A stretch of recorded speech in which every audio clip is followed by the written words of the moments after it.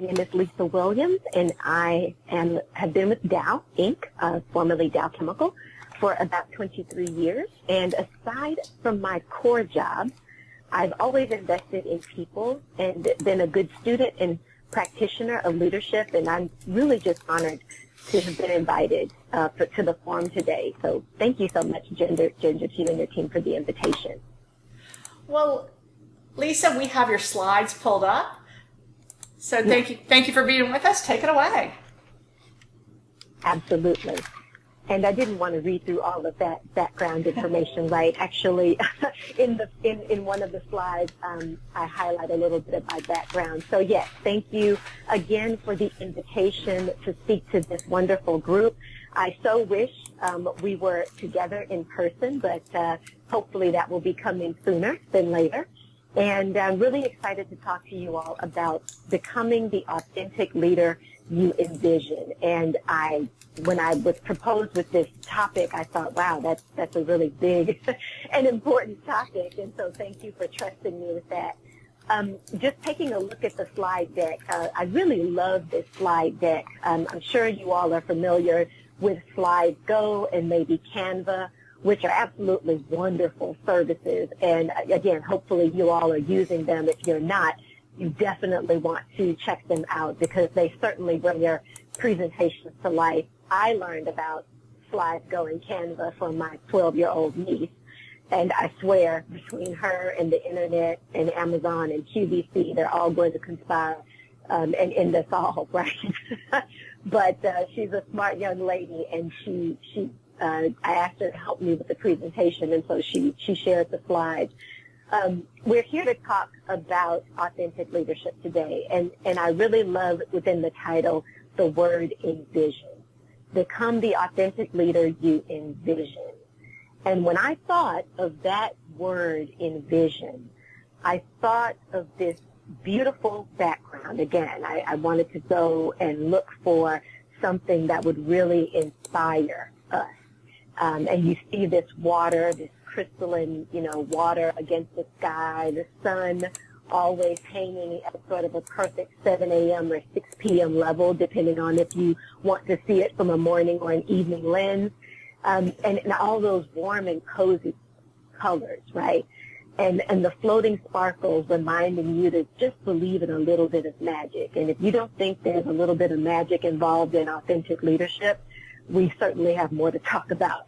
But given the time today, we're going to spend some time with our quiet thoughts and maybe a little bit of imagination as we go through the slides and try to get comfortable with this concept of authentic leadership, and particularly what it means in our environment today, because we've got a lot going on today. If you think you're already an authentic leader, I encourage you to challenge your ideas today as we go through the talk of what you think authentic leadership really is and who you are in that role.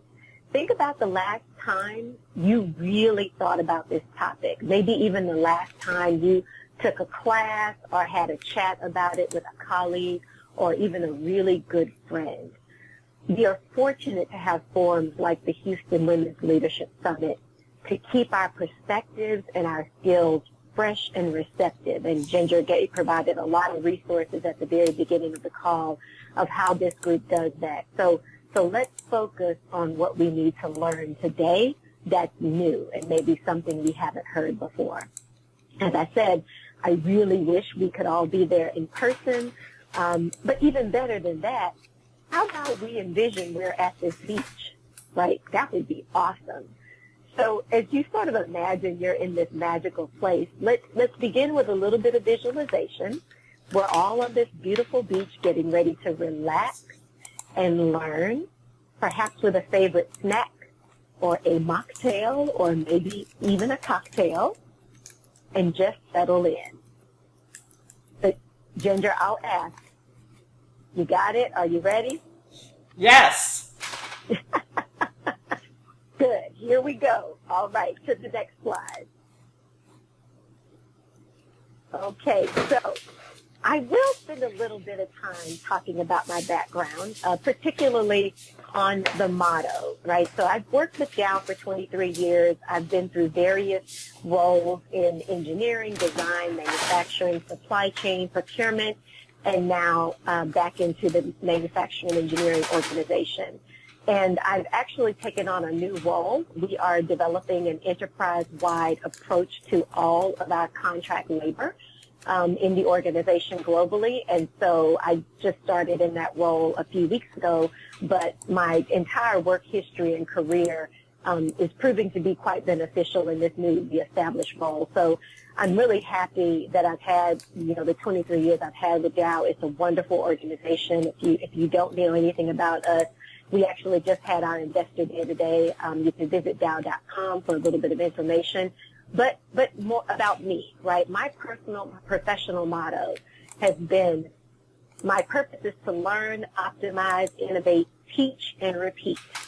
My commitment to driving value and investment in others ripples through the organization, achieving breakthrough impact. And while the motto's wording might have changed a little bit over time, I feel like I have been doing that thing all 23 years of my career. I was very fortunate to attend undergraduate schooling here at Prairie View A&M University here, which is a historically black college university about 45 miles northwest of Houston, to receive my bachelor's of mechanical engineering. And then I went to Penn State for a master's in manufacturing management, looking for a different experience, trying to broaden my horizons. And then I returned to Dow early in my career, and I've been fortunate to have a very diverse career, but stay with Dow most of that time. I've done quite a bit of leadership in various organizations in Dow, employee resource groups, recruiting, advocacy organizations, leadership organizations and initiatives. And then the part that I really love about this slide is the life balance part. So just to give you a little bit about me, I'm married. I've been married for 16 or 17 years, something like that. It's been a long time. I have an adult son, and really, really just love those two guys to death. My family and my friends are very important to me. Learning and teaching and sharing what I know with others is very important to me. Probably one of the reasons why I was invited here today. I absolutely love good food, good wine, and a good spa. I don't ever turn down any of those. And if you want to be my friend and you like those things, let's hook up on LinkedIn afterwards. And because I love food and wine so much, I try to stay healthy with a little bit of weight training and some consistent engagement with a personal trainer because I don't have enough discipline to do it on my own. But that's me. That's me in a nutshell. And so what I think is really important about this slide is maybe not the information on it, but the way it's portrayed. I think it's important for each of us to really have a nice one slide to represent ourselves and tell a really nice story. Here again, my 12-year-old niece said to me, "Auntie Lisa, your profile slide is boring. You're much cooler than that, and here, let me fix that for you." And so she was really the one who sort of redesigned this into a much better visual. She's a very strong student. She's a state champion swimmer, now a cheerleader, heaven help us, and does her own hair in wonderful styles that saves her parents lots of money. She's truly a Renaissance kid, right? But these are the kids that are going to grow into the young adults that will join our organizations that we will be challenged to continue to influence and lead one day and learn from, right? So having that connection is important. I find myself listening to her more often than I'd like to admit. But it's a wonderful thing to have young folks in your corner. I tell you that. So a little bit more about me. I'm a total chocoholic, and along with my niece. And so, we look like two ravenous ferrets when we go and descend upon the local chocolate factory here in Houston. And after we get the biggest triple chocolate death of something and devour it in the store, we know we have 15 minutes to make it home before we crash. And then we do that every time. Okay, but I digress. Let's get back to the topic at hand. All right, so let's move to the next slide, Ginger. Thank you so much. So as we talk about authentic leadership, I feel like there are 6 pieces to this wonderful puzzle, right? There are the values that we identify in ourselves. Everything starts with our values. And then we move into our words, and we often forget how powerful they are. Our actions definitely matter, and sometimes we may not be as cognizant of our actions as we should be. And those things absolutely translate into the trust we either are or are not getting, right? Nothing can be accomplished without it. And at the end of all this, it's very important for us to take an outside-in approach to understanding who we are and our values and what make us authentic leaders. And start by listening and seeking outward. And then at the end, we have to look inside out and take what we've learned and reflect it inward so that we can reflect it outward back into the world. So I did something pretty novel to prepare for this talk. I have a 23-year-old son, as I mentioned, who is currently living in our garage apartment while his first home is being renovated. So we're really proud of that. He strolled into our house, into the kitchen one night as I'm preparing for this talk a couple of weeks ago. And, you know, he's a very minimalistic, sort of simple mathematician, computer scientist type kid who's a self-proclaimed proud introvert, right? He's very private with a small circle of friends and really not interested in most of the material world that we live in. But he's also a person strongly rooted in his values. So I shared with him, I was, going to give this talk and started to ask him questions about leaders he's had in the past, and those he currently works with now. And after just a few probing questions, wow, he gave me an earful. I was taking notes as fast as I could, but I couldn't keep up with him. And if he weren't already getting free electricity from us, right, and this were a paid gig today, I might have to shave off a little coin to him because he really gave me some amazing nuggets that I probably had in the back of my mind, but needed a way to bring them out and prepare them for you. So, thank goodness he makes some decent money, so I don't have to share with him. But I did tell him I would have done that, right, because his insight was so good. So in his very direct nature and lack of personal filter, it really helped me to hone in simply on some of the thoughts I'll share with you today. Okay, so Shelley, Ginger, next slide, please. And I know we've gotten into this just a little bit, but I want us to pause before we really go any further. And I want to ask you all, when was the last time you celebrated yourself? And while we're sitting on our imaginary magical beach, let's take a few minutes here to soak into that little mini vacation. I'm a firm believer that when we receive information, we do it much better when we're in a happy place, particularly a topic as potentially heavy as authentic leadership. So no matter what's going on in your life, think about the best vacation or the most relaxing time you've had in a long time, right? Anything that brings you joy. And let's take a few moments to really think about that and enjoy it for just maybe 10 seconds.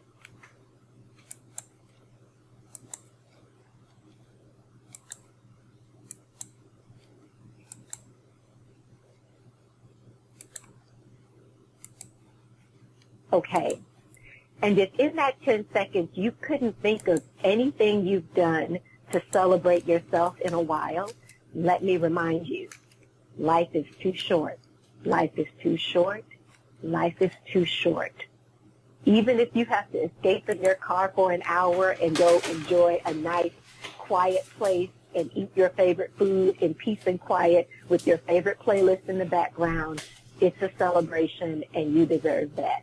And you really need to give yourself some time and space to consider who you are as an authentic leader and how you're going to get to the vision of your best self. So, Ginger, next slide, please. Okay, so you should be seeing a list of values. And yes, this is an exhaustive list, And I am leveraging this from the amazing Brene Brown. And if you've never heard of Brene Brown, I'm sure many of you have. She is a wonderful thought leader in leadership and team building and self-reflection. Just Google her, check her out on LinkedIn. She's awesome. I recently saw an advertisement on Facebook of a master class with Elaine Welterworth. And if you don't know Elaine, she's a former editor of Teen Vogue and one of the youngest editors of a major publication in history. And she asked the question, what matters more to you than money, and why? If you can answer those two questions, those are your values. And think about it. Think about if money was not a driver in your life. Which of these would resonate with you the most? Those are your values. When I look at this list, I like to let my eyes sort of fall and glide over it. And when I see a word that generates a reaction in me, I stop on it and consider it. And after doing that a few times, I'll pick 5 or 6 words and pressure test myself and say, hey, Lisa, are these really your values? And yes, this is not an exhaustive list, right? You can absolutely write your own. So my values are the ones that I picked for this particular instance: authenticity, community, equality, I prefer equity, love, optimism, and truth. And I'm pretty sure after today, you'll get some inkling that, that makes sense that Lisa pulled out those her values, because hopefully those values will come through in some of the items I share with you today. Is your next slide, please?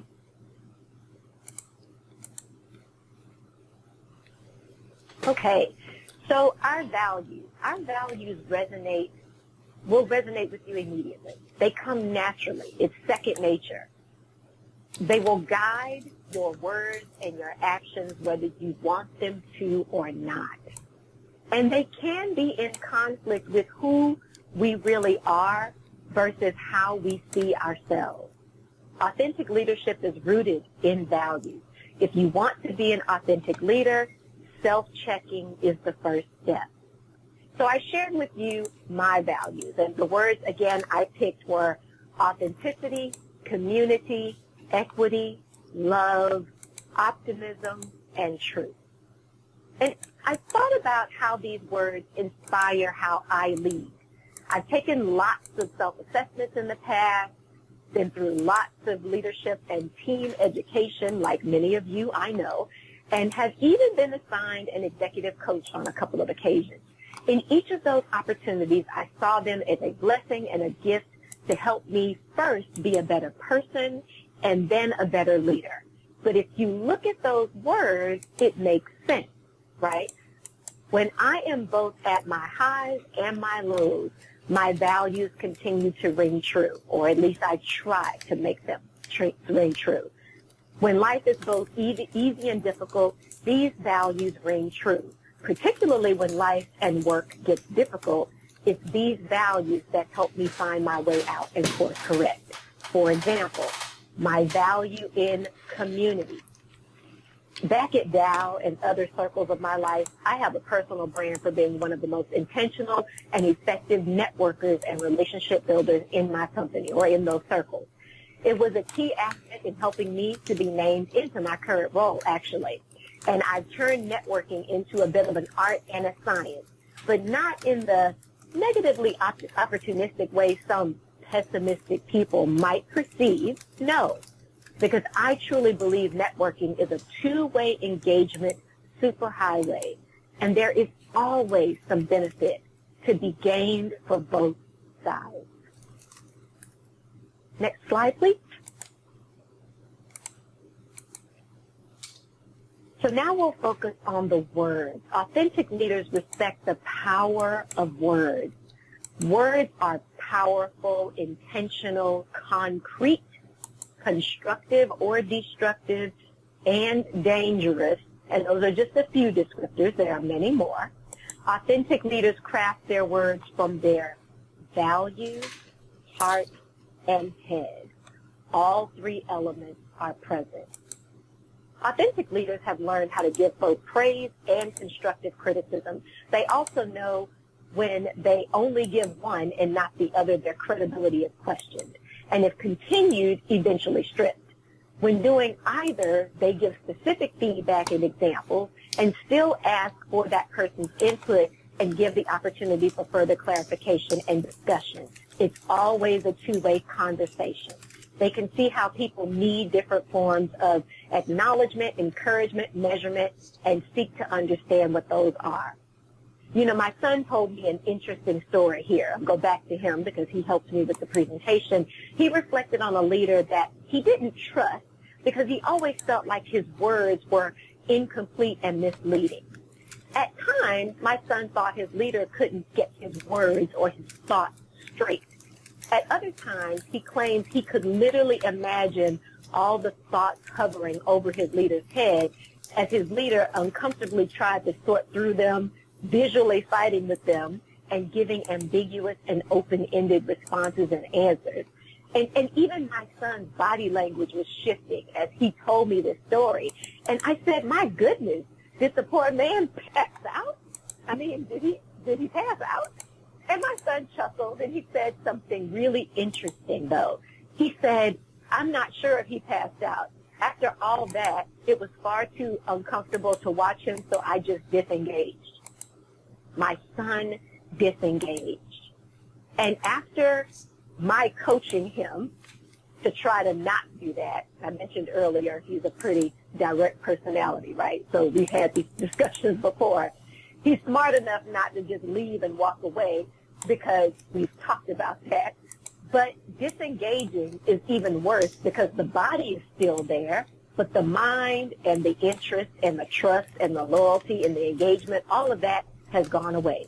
It's so dangerous. And it's because he could literally see his leader being inauthentic. So he also told me about how he observed managers who were required to do pleasantries around the office, you know, go and greet people when you have new team members join, you know, forced coffee introductions or whatever. That really annoyed him. And he basically just said, it's really simple, right? Connections will occur naturally. Let them do that. And just think about your words and your intentions before you use them. He was pretty passionate about the words, part of this exploration. So words are so important. Next slide, please. And then we have our actions. So as leaders, whether you are named as a leader or not, maybe you're an influential leader in your organization among your peers, people are always watching what leaders do all the time, especially today with so many competing priorities for our attention. If our actions don't match our words, we have lost the battle and the war. A few lessons I've learned. When genuine, you're less likely to be misinterpreted. We should adjust to the situation and circumstances, and when authentic, we will garner respect. Authentic leaders embrace action and use it for good. So for this slide, my son offered again a really good example. He explained how he typically approaches most situations, again, as black and white.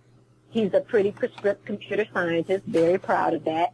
And even when you're not feeling well or having personal life issues, you should just come to work, right? You should just do your job.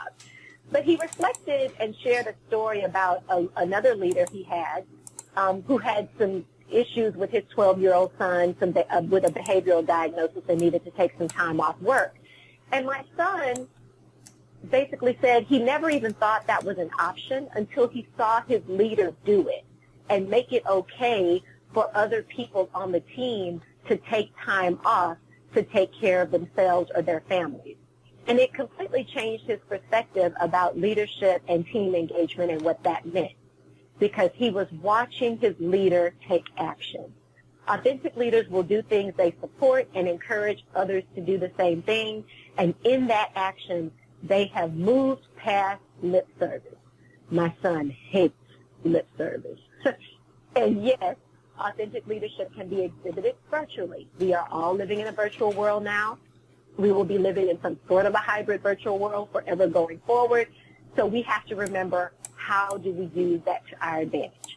By using our cameras, of course, that's one way, but not requiring camera use all the time, because even that can be exhausting.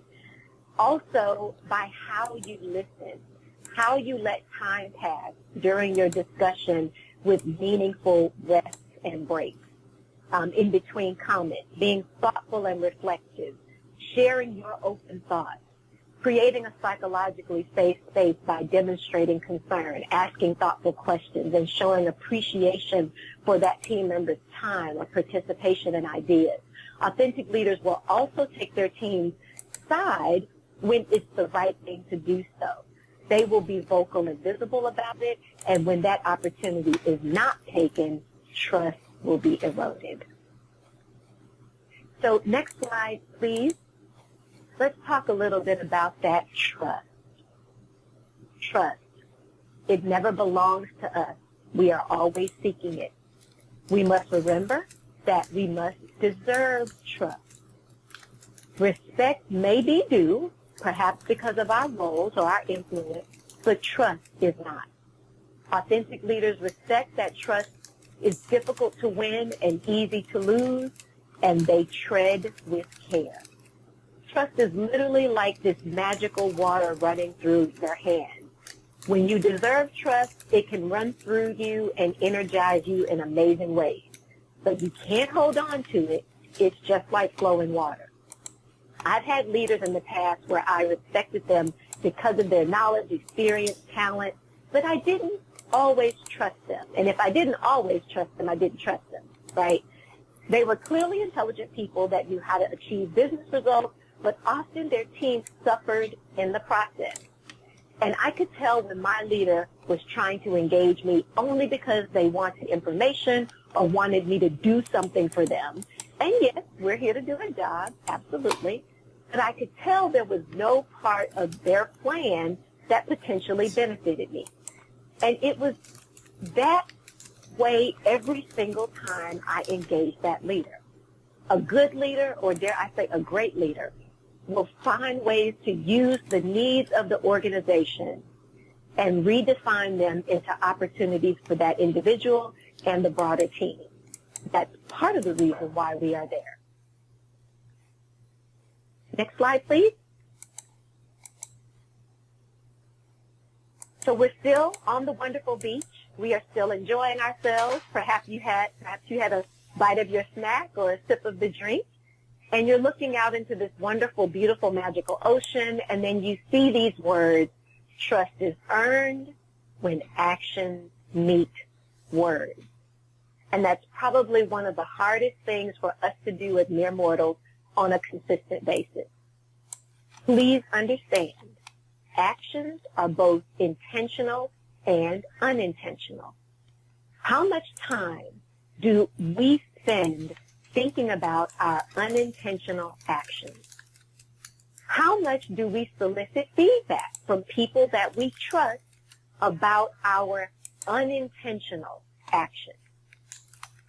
The things that can fly just below our consciousness radar, right? When unintentional actions are presented to us, do we become defensive, confused, unclear, evasive, or anything otherwise? And I mentioned the opportunity for feedback. You know, when you're thinking about how to become the authentic leader you envision, when was the last time you participated in a formal feedback process? If it's been more than 2 years, it's probably time to do it again, especially considering all we've been through over the last 2 years. My goodness, we all need a little bit of a self-check. I realize that I need to check myself often. There's a lot going on in my world. And take stock of who I am in the world and what I'm trying to accomplish, as everything else in the world spins around me. But I don't take ownership of all of it onto my shoulders. I can't, I shouldn't.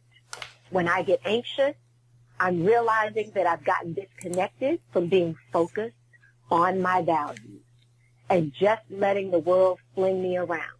And in that moment, I bear down, I reconnect, I go back to my values, and I refine my focus.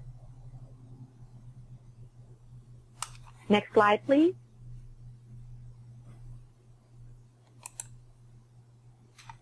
So outside in, I think it's, yes, there it is. Feedback from others is important to knowing if your authenticity is being received. It actually doesn't matter what we think about authentic leadership if we can't translate our values out into the world and be validated. It only matters how the world is receiving us. And if our message and our intentions aren't landing, particularly if we have been posted with leadership roles and the responsibility that goes with leadership, you have to rethink. You've got to come back, pull it back in. And I actually said this to one of my colleagues the other day. There are times in life where we shouldn't be leaders, right? Once you get into leadership, it doesn't mean that you are responsible to stay there for the rest of your career, your rest of your life.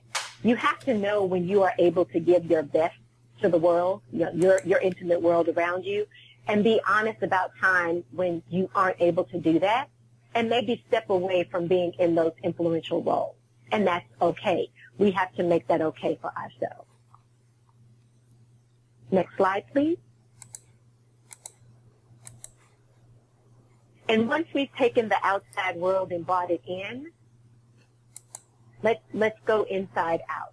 Take all that you've learned, center on it, work through it, and envision the new leader you want to be. Take a snack, take a bite of your snack, maybe take a little swig of your drink, your festive drink, your mocktail, your cocktail, your juice, your water, and then take a deep breath, and then take action. Reassess your values and ability to lead and influence. Choose your words intentionally and with purpose. Act from your values, your heart, and your head. Trust others and reinforce them to trust you. Be trustworthy. The outside, grow from the inside, and lead all around. As an authentic leader, I realize I'm responsible to influence the leaders that will influence the leaders that will be my sons and my nieces' leaders and peers one day. I am responsible to set a generational example of leadership excellence in exhibiting the kinds of values, words, and actions that are respected by the people in my circle. In my family, I am responsible for exactly the same thing. I must do this. We must all do this. So next slide. Ginger, I think we're only a couple away. Authentic leadership, when achieved, feels like the best day ever.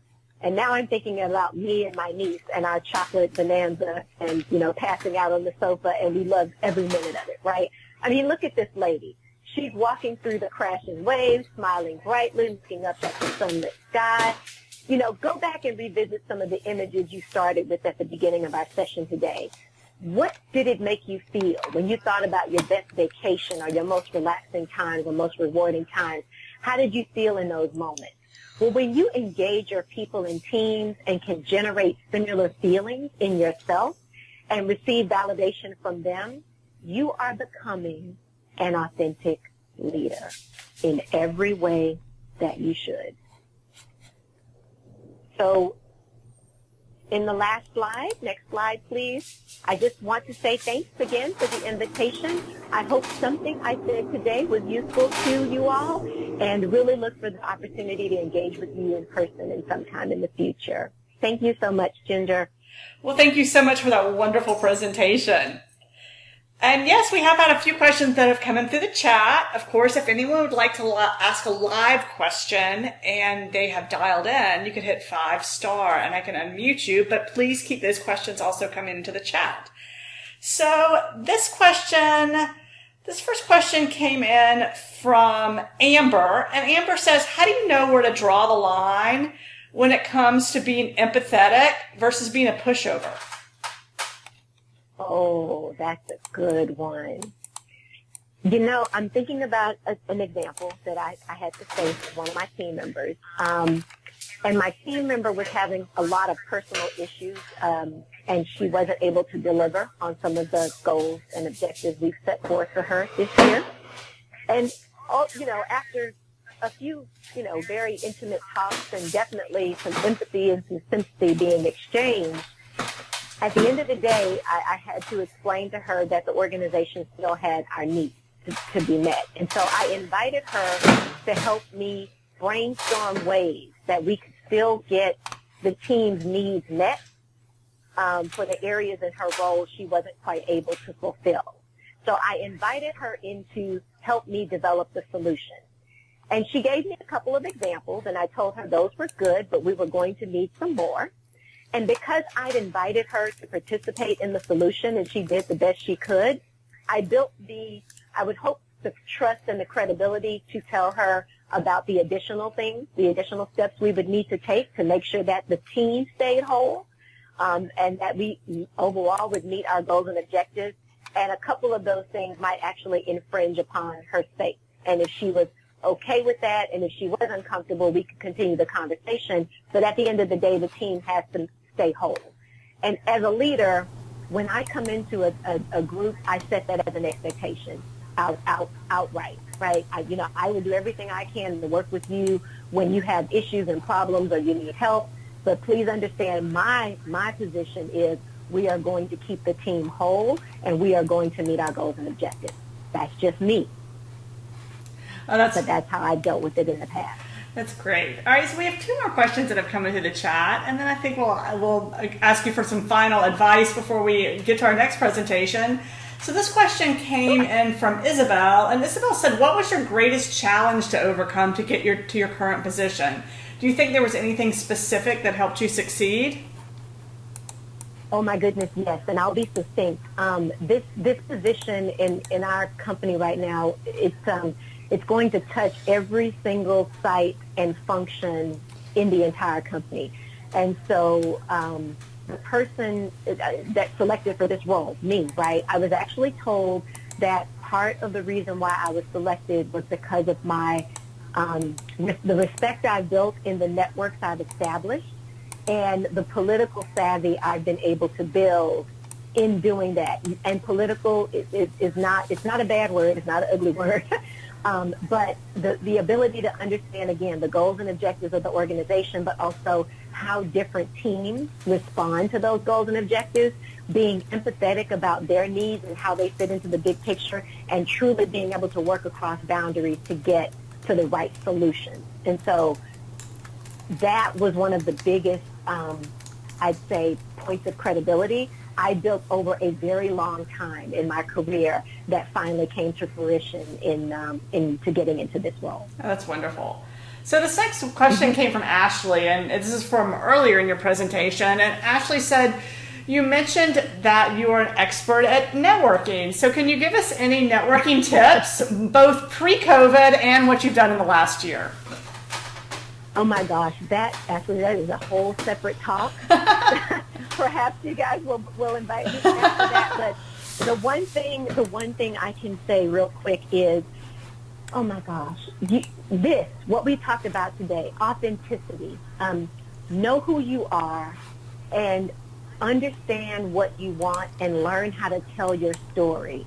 And when you start to meet people that you believe will be helpful to you, that you can also be helpful to, don't be afraid to tell your story and be interested and inquisitive about their story. Just starting right there builds so much credibility and connection and trust, and they connect you to somebody else, and the web just starts to build. Well, thank you so much. And everyone, I also left up her final slide because I took notes of what she used to create this presentation because I also love the graphics. So thank you. I hope everyone enjoyed the mini vacation. Thank you so much. Well, do you have any final advice before we move on to our next presentation? Authentic leadership is truly about you. It's not about the image of you want to create, or it's you. So do what is true to you. Be realistic. Be true to you, and you will be successful and find your balance in the process. Well, Lisa, thank you so much for your time this afternoon. Thank you.